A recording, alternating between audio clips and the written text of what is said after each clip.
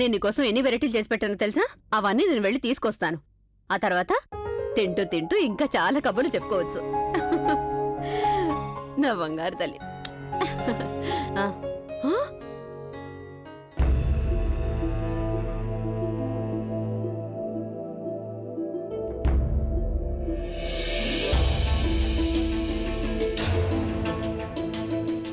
అక్క, నేను అసలేం వింటున్నాను? నువ్వు బావగారిని ప్రేమించడం మొదలు పెట్టావా?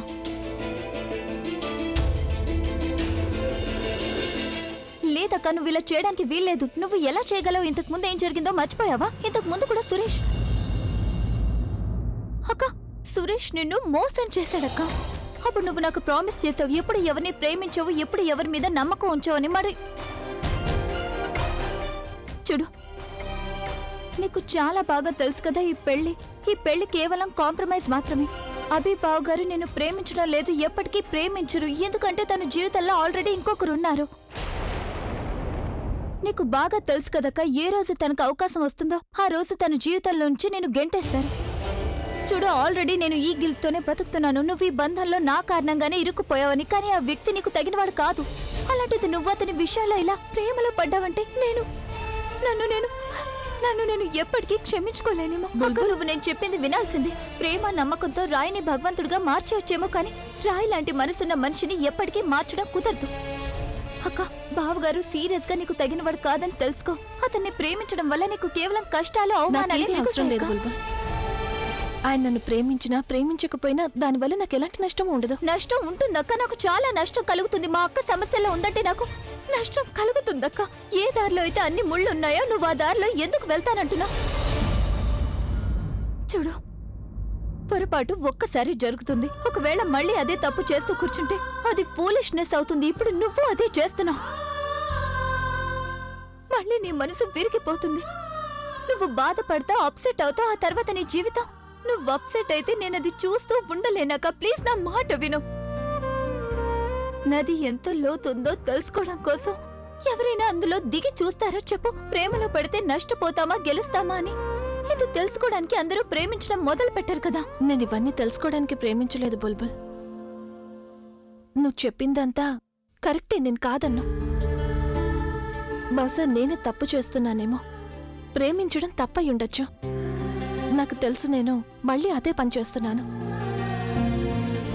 మళ్ళీ నేను అదే ముళ్ళ బాటలో వెళ్తున్నానని నాకు బాగా తెలుసు. మళ్ళీ నేను ఎలాంటి మనిషిని ప్రేమిస్తున్నానంటే అతను ఎప్పటికీ నన్ను ప్రేమించలేడు. నేను ఎలాంటి వ్యక్తి కోసం ఎదురు చూస్తున్నానంటే అతను బహుశా ఎప్పటికీ నాకు తోడుగా నిలబడ్డానికి రాకపోవచ్చు. మళ్ళీ నేను ఎలాంటి కిటికీ వైపు చూస్తున్నానంటే అక్కడ ఎదురుగా కిటికీలో ఉన్న వ్యక్తి ఇంకొకరి కోసం ఎదురు చూస్తున్నారు. మళ్ళీ అంతా అలాగే జరుగుతోంది. కానీ బుల్బుల్, నేనేమీ చెయ్యలేకపోతున్నాను. ఎందుకంటే ఈసారి నేను ప్రేమలో పడ్డాను బుల్బుల్. పైగా నేను ఈసారి ఏది ఆలోచించి చేయడం లేదు బుల్బుల్. అన్నీ వాటికవే జరుగుతున్నాయి. ఇప్పుడు నేను ఈ ప్రేమ అనే దారిలో ఎంత ముందుకు వెళ్ళిపోయానంటే ప్రేమించకుండా ఉండటానికి నాకే దారి కనిపించడం లేదు. అలాగని ఆయన నన్ను ప్రేమించాలని నేను కోరుకోవడం లేదు. అలాంటి ఆశ నాకేమీ లేదు. ఆశ లేకపోతే ఎలాంటి బాధ ఉండదు కదా. నేను ఆయన్ని ఎందుకు ప్రేమిస్తున్నానని కూడా నాకు తెలియదు. ప్రేమించడానికి ఎలాంటి కారణం ఉండదని నీకు తెలుసు కదా. ఒకవేళ ఎక్కడైనా కారణం ఉంటే అది అసలు నిజమైన ప్రేమ అవ్వదు. నాకు తెలీదు ఆయన ఎంతవరకు నన్ను ఆయన జీవితంలో ఉండనిస్తారు అని. కానీ ఒకటి మాత్రం చెప్పగలను, ఇక నా మనసులో ఎప్పటికీ ఆయనే ఉంటారు. ముందు ముందు ఏం జరుగుతుందో అది నాకు తెలీదు. కానీ ఇప్పుడు ఏదైతే జరుగుతోందో అది నా జీవితం బుల్బుల్. నేనిక ఆ జీవితాన్ని జీవించాలి. తను ఇక నేను బయలుదేరాలి. You take care of your self. నేను నిన్న తర్వాత కలుస్తాను. అబే, నువ్వు నాకు ఆన్సర్ చేయకుండా ఇక్కడి నుంచి వెళ్ళలేవు. తను నీ ముందే కదా నాన్నమ్మ ఫోన్ వచ్చింది. నాన్నమ్మ కళ్ళజోడు వాళ్ళ ఫ్యామిలీ మెంబర్స్తో మాట్లాడాలంటోంది. ఒకవేళ నాన్నమ్మకి నేను అక్కడ లేనని తెలిసిపోయిందంటే తను చాలా బాధపడుతుంది. తను నాన్నమ్మ మళ్ళీ ఫోన్ చేయడానికి ముందే I have to be there. Understand తను. అబే, ఒకసారి నా మాట వినబి.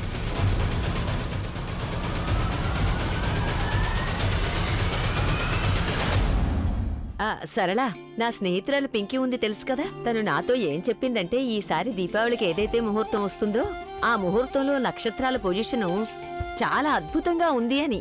అలాంటి ముహూర్తం మళ్ళీ 50 ఏళ్ల తర్వాత వచ్చిందని. కానీ అత్తయ్య, ప్రజ్ఞ లేకుండా మనం జరుపుకునే మొదటి దీపావళి కూడా ఇదే అవుతుంది కదా అత్తయ్య.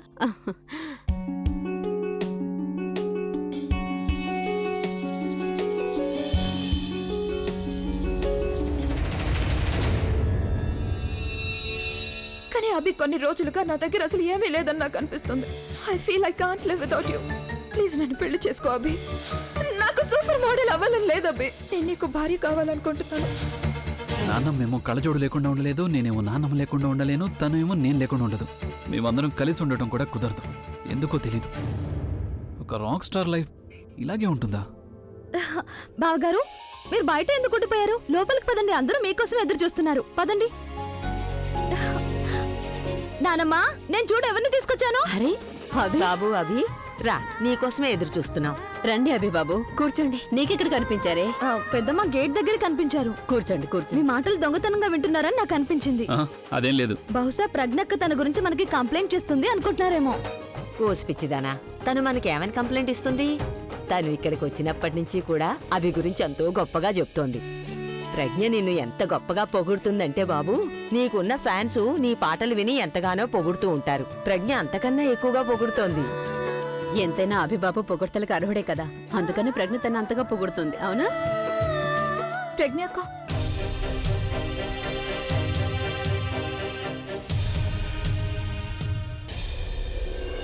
ప్రజ్ఞ, నువ్వు ఒక పని చేయి తల్లి. వెళ్ళి అభి కోసం మంచినీళ్ళు తీసుకురా. టీ మాత్రం స్వయంగా నా చేతులతో నేనే చేస్తాను. వెళ్ళు.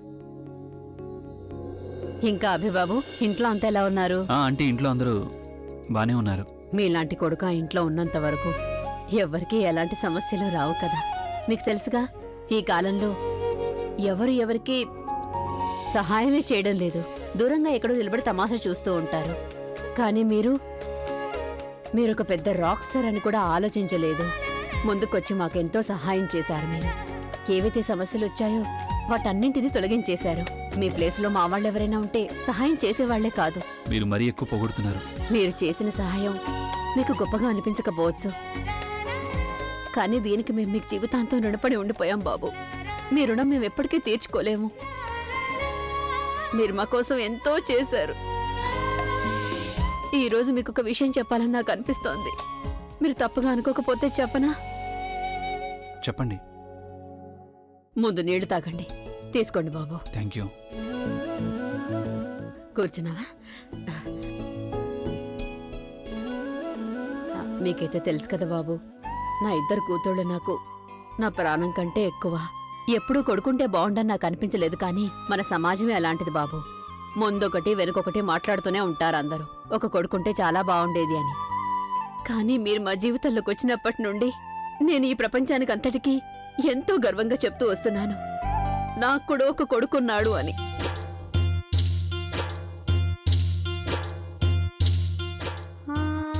అభి రాక్ స్టార్, నా అల్లుడు. మీకు తెలుసా బాబు, అందరూ మీ పాటలు విని చాలా చాలా సంతోషిస్తుంటారు, కానీ నాకు మాత్రం కళ్ళల్లో నీళ్లు వస్తుంటాయి బాబు. మీరొక చేత్తో నా కూతురు చెయ్యి అందుకున్నారు, అలాగే మరొక చేత్తో నా కుటుంబాన్ని ఆదుకున్నారు. ఎప్పుడు మాకు ఏ కష్టం వచ్చినా అండగా ఉంటున్నారు. నేను అందరికీ ఈ విషయం గనక చెప్పానంటే అందరూ కుళ్ళుకుంటారు. నాకు మంచి అల్లుడు కావాలని కోరుకుంటే మంచి కొడుకునిచ్చాడా భగవంతుడు. మీరు నా కడుపున పుట్టకపోవచ్చు, కానీ బాబు మీతో అయితే బంధం ఏర్పడింది కదా.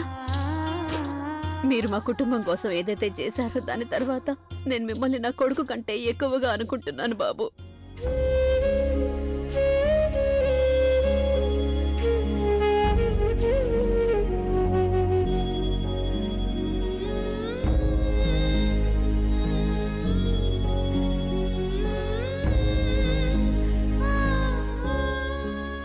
అయ్యో బాబు, కాస్త మంచి నీళ్ళు తాగు. అయ్యో, నేను వాష్రూమ్కి వెళ్ళొస్తాను.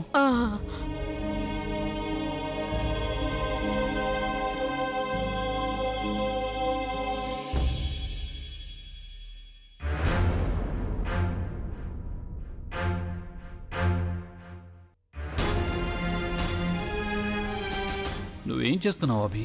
అసలు ఏ ట్రిప్లోకి వెళ్తున్నావు నువ్వు? యునో వాట్, తప్పు ఎవరిది కాదు, కేవలం నీదే. ఎందుకంటే నువ్వు ఒక ఎమోషనల్ ఫూల్వి. నువ్వు ఎవరికి చెడు చేయలేవు, అలాగే ఎవరికి చెడు జరిగితే చూడలేవు. అందుకే అసలు చెడు అంతా నీకే జరుగుతుంది. కానీ మీరు మా జీవితంలోకి వచ్చినప్పటి నుండి నేను ఈ ప్రపంచానికి అంతటికీ ఎంతో గర్వంగా చెప్తూ వస్తున్నాను, నాకు కూడా ఒక కొడుకున్నాడు అని. అభి రాక్ స్టార్, నా అల్లుడు. భర్త, అల్లుడు, ఇప్పుడేమో కొడుకు కూడా. ఇక్కడ ఒకదాని తర్వాత ఒక బంధం ఏర్పడుతోంది. అక్కడేమో తను నన్ను పెళ్లి చేసుకోవాలని ఆలోచిస్తోంది. ఎవరికేమవుతుందో నాకు తెలియదు, కానీ ఒక విషయం మాత్రం కన్ఫర్మ్, ఎవరో ఒకరి మనసు 100% విరిగిపోతుంది. మా అమ్మని నేను ముందే కోల్పోయాను, కానీ ఈ అమ్మ మనసుని నేను ఎలా విరిచేయగలను? వీళ్ళందరి దశలో ఏ తప్పు లేదు కదా. ఏమండి, ఒక్క నిమిషం. ఇప్పుడు ఈ సమస్య ఎక్కడి నుంచి వచ్చింది? ఏమండి, ఏం చేస్తున్నారు? నిద్రపోతున్నాను. ఏంటంటే మీ బాత్రూంలో బెడ్ లేదు కదా, అందుకే ఆలోచిస్తున్నాను ఫేస్ వాష్ చేసుకుందామని. ఇక నువ్వు వెళ్ళు, నేను ఫేస్ వాష్ చేసుకోవాలి. అయ్యో ఆగండి, ప్రాబ్లం ఉంది. ప్రాబ్లం ఉంది. ఇక్కడ ఫేస్ వాష్ లేదు కదా. నాకు ఇక్కడ ఫేస్ వాష్ దొరికింది, నువ్వు ప్లీజ్ డిస్టర్బ్ చేయకుండా వెళ్ళు. ఫేస్ వాష్ దొరుకుతుంది కానీ నీళ్లు దొరకవు. లోపల నీళ్లు రావడం లేదు. ఏం రావడం లేదు? నీళ్లు. జీళ్ళ? జీళ్లు కాదు, నీళ్లు. నీళ్ళు ఎక్కడ రావడం లేదు? బాత్రూమ్ లోపల రావడం లేదు. బాత్రూమ్ లో నీళ్లు రావట్లేదా? నీకు అసలు బుర్ర ఉందా లేదా? కళ్ళజోడు ముందే చెప్పలేవా నీళ్లు రావడం లేదని? ఇప్పుడు నేనేం చేయాలి? అరే అయ్యో, నాకేం తెలుసు మీరు బాత్రూమ్కి వచ్చి మొహం కడుక్కుంటారని. ఓ యు సో జీనియస్. బాత్రూమ్ కి ఎవరు ఏ పని మీద వచ్చినా వాళ్ళకి నీళ్ళ అవసరం ఉంటుంది కదా మహాతల్లి.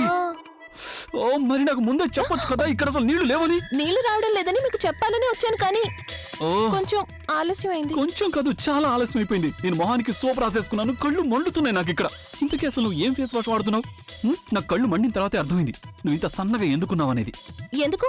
ఫేస్ వాష్ రాసుకుంటున్నావు కదా వెయిట్ లాస్ కోసం. మీరుండండి, నేను నీళ్లు తీసుకొస్తాను. నాకు నీళ్లు కావాలి, ఒక బాటిల్.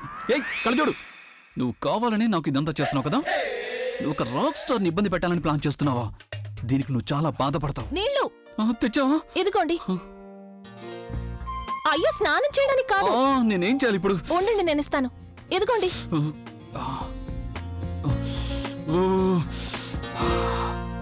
నాకు తెలుసు నువ్వు నన్ను చూసి నవ్వుతుంటుంటావు కదా, ఫోటో తీయాలనిపిస్తుంది కదా, అప్పుడు నువ్వు అందరికీ చూపించొచ్చు కదా. Towel. Crazy, crazy, crazy, crazy feeling. It's a crazy, crazy, crazy, crazy feeling. It's a crazy, crazy, crazy, crazy feeling. It's a crazy, crazy, crazy, crazy feeling. ఎందుకు అలా చూస్తున్నావు? ఖచ్చితంగా నన్ను టార్చర్ చేయడానికి ప్లాన్ చేస్తూ ఉంటుంటావు. What's wrong with you? ఏం ఆలోచిస్తున్నావు నువ్వు? నేనేవి ఆలోచించడం లేదు, కానీ మీరేదో కంగారుగా ఉన్నారని నాకు అనిపిస్తోంది.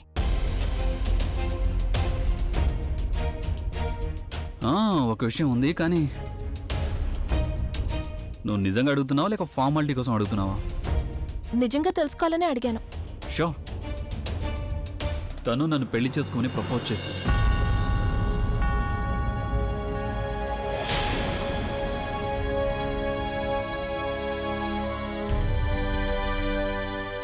I was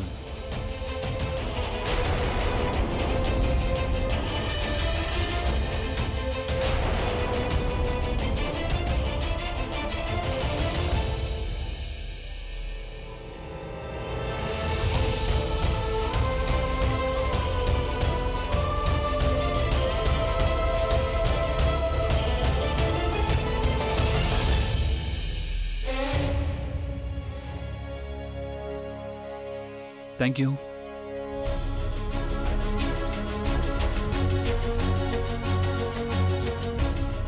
తను మన మాటలని వినేసిందా? లేదు కదా. నేనేదో తమాషా కన్నాను, తను నన్నేమి ప్రపోజ్ ఏం చేయలేదు. కానీ ఒకవేళ తను మన మాటలు నిజం అనుకుని అందరికి చెప్పేసిందంటే, ఓ జామ్, వీ హ్యావ్ ఎనఫ్ ఫేక్స్. నువ్వెందుకు అలా చూస్తున్నావు? తమాషా కన్నా నేను ఇంతకు ముందు కూడా నీతో తమాషాలు చేశాను కదా, కానీ నాకు మాత్రం తెలుసు నీ వెనక నీ చెల్లెలు కూడా వచ్చేస్తుందని. చెప్పు, ఎందుకు ఇలా మౌనంగా చూస్తున్నావు? నువ్వు ప్రతిసారి బటన్ నొక్కితేనే పని చేస్తావా? మర్చిపోయాను నేను. నేను మీకు ఎన్నోసార్లు చెప్పాను, దయచేసి ఇలాంటి జోకులు ఇక్కడ ఎప్పుడు వేయకండి అని. మీరు ఇలాంటి జోకులు వేయడం వల్ల మా ఇంట్లో అందరూ అప్సెట్ అవుతారని ఎన్నోసార్లు చెప్పాను. మీకు ఇదంతా సరదాగా ఉందా? మాటి మాటికి ఎందుకు ఇలా చేస్తున్నారు మీరు? నాకు అర్థం కావడం లేదు. ఇప్పుడు వీళ్ళందరికీ ఏం చెప్పాలి? ఫైన్, ఐఎమ్ సారీ, నా వల్ల తప్పు జరిగింది. ఇప్పుడు నువ్వు నన్ను చంపేస్తావా? నాకు లెక్చర్ ఇవ్వడంలో ప్రయోజనం ఉండదు, వెళ్ళి తనని ఆపు. ఎందుకంటే ఒకవేళ తను వెళ్ళి ఈ విషయం మీ కుటుంబానికి చెప్పిందంటే అప్పుడు మనం కాదు, నువ్వు ఎవరికి లెక్చర్ ఇవ్వడానికి పనికి రాకుండా పోతావు. వెళ్తున్నాను. Oh God, why am I such a problem child, man? నా జీవితం ఎందుకు ఇలా మారిపోయింది? ఇండిపెండెంట్ అనే విషయమే లేకుండా పోయింది నా లైఫ్లో. నేను ఎవరికి నా ప్రాబ్లం చెప్పుకోలేను, కనీసం ఎవరికి నా ఫీలింగ్స్ని షేర్ చేసుకోలేను. ఒక్కోసారి నాకు ఎలా అనిపిస్తుందంటే ఏదైనా కొండెక్కి అక్కడి నుంచి లేదు, కంట్రోల్ అవి కంట్రోల్. ఇక ఈ విషయం నేను ఎవరికీ చెప్పలేను. ఒకవేళ ఈ విషయం నానమ్మ దాకా వెళితే ఏం జరుగుతుందో ఊహించలేను నేను. No, now I can't tell anyone. Bulbul నాకు తెలిసి నువ్వేం ఆలోచిస్తున్నావో, కానీ నీకు తెలిసిన సంగతే కదా ఆయనకి ఇది అలవాటు ఇలా జోకులు వేయడం. నేను బాధపడాలని ఆయన ఇలా ఏదో ఒకటి అంటూ ఉంటారు, కానీ ఇప్పుడు నాకు కూడా అలవాటు అయిపోయింది. నాకేమి బాధగా కానీ నాకు అనిపించడం లేదు. బాధగా అనిపిస్తుందక్క. బావగారు చెప్పిన విధానం చూస్తుంటే అది నిజమే అని నాకు అనిపిస్తుంది. కానీ నువ్వు నిజాన్ని చూడాలనుకోవడం లేదు, ఎందుకంటే నీ కళ్ళకి ప్రేమ అనే గంతలు కట్టున్నాయి. ఆ సురేష్ విషయంలో కూడా ఇలాగే జరిగింది. నువ్వు తెలుసుకోలేకపోయావు కదా, ఆ సురేష్ నిన్ను కాదు నన్ను ప్రేమిస్తున్నాడని. అచ్చం అలాగే నువ్వు ఇప్పుడు కూడా తెలుసుకోవడం లేదు, బావగారు నిన్ను కాదు తనుని చూడు ప్రేమిస్తున్నాడని. బుల్బుల్, నువ్వు చూడు ఇలా కూడా జరుగుండొచ్చు కదా. నేనే వినడంలో పొరపాటు చేసుండొచ్చు. ఒకవేళ నేనేదైనా అక్క, నువ్వు చేసిన తప్పని నిరూపించాలనుకోవడం లేదు. మళ్ళీ నీకు ఆ బాధ కలగకూడదనే నేను ఇదంతా నీకు చెప్తున్నాను. ప్లీజ్ నా మాట నమ్మక్క. ఏదైతే బావగారు చెప్పారో అదంతా కూడా నిజమే. చూడు బుల్బుల్, నేను నిజానికి దూరంగా వెళ్ళడం లేదు. అమ్మ దగ్గర నేను నిజం దాచిపెడుతున్నాను. నాకు తెలుసు, మనిద్దరికీ తెలుసు ఆయన కేవలం ఈ పెళ్లి నా మీద పగ తీర్చుకోవడానికే చేసుకున్నారని. అలాగే నువ్వు ఇదే ఆలోచిస్తున్నావు కదా, నాకు అన్యాయం జరిగింది, నేను మోసపోయాను అని. బుల్బుల్, నాకు నిజంగానే తెలియదు నేను ఆయన్ని ఇలా ప్రేమిస్తాను అని. ఆయన గురించి నా ఆలోచన పూర్తిగా మారిపోయింది బుల్బుల్. బుల్బుల్, నేను ఒప్పుకుంటాను, నేను సురేష్ని ప్రేమించి తప్పు చేశాను. కానీ అసలు అది ప్రేమే కాదు. మా ఇద్దరి మధ్య మంచి స్నేహం ఉంది తప్ప ఇంకేమీ లేదు. దాన్ని ప్రేమ అనుకుని నేను పొరపాటు పడ్డాను. కానీ బుల్బుల్ ఇప్పుడు ఆయన విషయంలో అంత వేరుగా ఉంది. బుల్బుల్, నేను ఆయన విషయంలో ఎప్పుడు ఫీల్ అవుతున్నంతగా అసలు ఎప్పుడూ ఫీల్ అవ్వలేదు. బహుశా నేను ఆయన్ని ప్రేమించడం నా తప్పై ఉండొచ్చు, కానీ ఈ తప్పు నేను కావాలనో లేక ఆలోచించో చేయలేదు. అది తెలియకుండా జరిగిపోయింది. బుల్బుల్, నేను నిజం చెప్తున్నాను, ఆయనకి తన చెల్లెల మీదున్న గుడ్డి ప్రేమతో వేరే దారి లేక నన్ను పెళ్లి చేసుకున్నారు. లేకపోతే ఆయన నిజంగానే చాలా మంచి మనిషి. ఆయన కావాలని ఎప్పుడు ఎవరిని బాధ పెట్టారు. Really don't believe this. బావగారు చేసిందంతా కరెక్ట్ అని ఎందుకు వాదిస్తున్నా? ఏ పగ కోసమైతే ఆయన నిన్ను పెళ్లి చేసుకున్నారో అది న్యాయమైందేనో నువ్వెందుకు అనుకుంటున్నా? ఎందుకంటే నేను ఆయన్ని ప్రేమిస్తున్నాను బుల్బుల్. బుల్బుల్, ప్రేమలో ఎవరికీ ఏ తప్పు కనిపించదంటారు. మనం ప్రేమించిన వ్యక్తి ఎన్ని తప్పులు చేసినా అవి మనకి కనిపించకుండా మాయమవుతాయి. నేనైతే ఆయన భార్యని, అందుకే ఆయన అర్థం చేసుకున్నాను. అలాగే నాకు ఇది కూడా తెలుసు, ఇదంతా కూడా ఒకవైపు నుండే అని. ఆయన ఎప్పటికీ నన్ను అర్థం చేసుకోరు, ఎప్పటికీ నన్ను ప్రేమించలేరు. ఆయనకి నా విషయంలో ఎలాంటి కమిట్మెంట్ లేదు, కానీ నాకుంది బుల్బుల్. ఒకవేళ ఇలా చేయడం నా తప్పైతే ఈ తప్పు చేయడానికి నేను సిద్ధంగా ఉన్నాను. నా జీవితంలో సంతోషం అనే పదవే లేదనుకున్నాను, కానీ ఇప్పుడు నేను చాలా సంతోషంగా ఉన్నాను. మొత్తం అంతా క్లియర్గా కనిపిస్తోంది. నాకు మొత్తం అంతా క్లియర్గా ఉంది.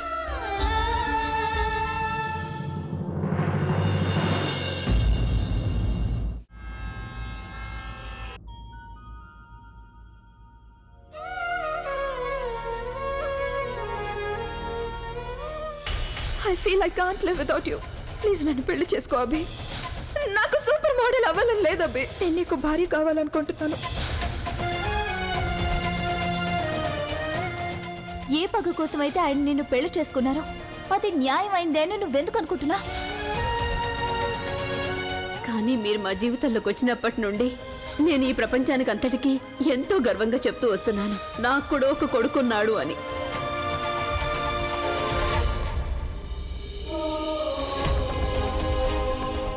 ఈయనెందుకు ఇంత టెన్షన్గా ఉన్నారు? ఈరోజు ఆయన ఏదైతే చెప్పారో అది ఏడిపించడానికి అన్నారా, లేక నిజంగానే తను?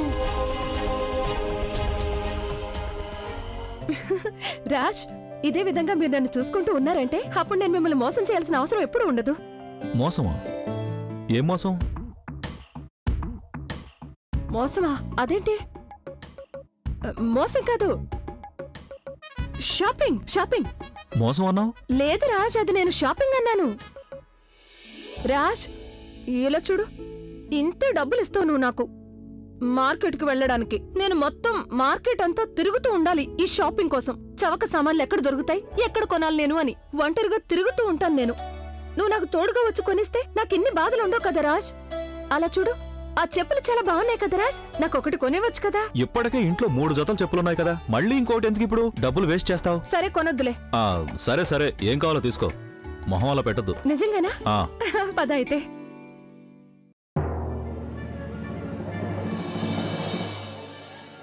హలో మిస్టర్, ఏమైంది సార్? ఏమైనా ప్రాబ్లమా? మిమ్మల్ని అరెస్ట్ చేయడానికి వచ్చాం. ఏంటి, నన్ను అరెస్ట్ చేస్తారా? ఎందుకు? ఒక మ్యారేజ్ హాల్ లీజ్ని క్యాన్సిల్ చేయడానికి మీరు లంచం తీసుకున్నారు. 2 తప్పులు. లంచం తీసుకోవడం, మీ హోదాని తప్పుగా వాడుకోవడం, 2 కూడా చట్టరీత్యా నేరాలే. చూడండి, మీరేదో పొరపాటు పడుతున్నట్టున్నారు. నేను ఈ రోజు వరకు ఎలాంటి తప్పు పని చేయలేదు, ఎవరి దగ్గర లంచం కూడా తీసుకోలేదు. మా దగ్గర మిమ్మల్ని అరెస్ట్ చేయడానికి వారెంట్ ఉంది, అలాగే ఆధారం కూడా ఉంది. అందుకే గొడవ చేయకుండా మాతో వస్తే బాగుంటుంది, లేకపోతే మేము బలవంతంగా తీసుకెళ్లాల్సి వస్తుంది. చూడండి, నేను మీకు చెప్తున్నాను కదా, నేను చాలా నిజాయితీ గలవాడిని. నేను ఈ రోజు వరకు ఏ తప్పు చేయలేదు. వైశాలి, నువ్వైనా చెప్పు, నేను ఎలాంటి వాడినో. నేను అలా చేస్తాను ఎప్పుడైనా?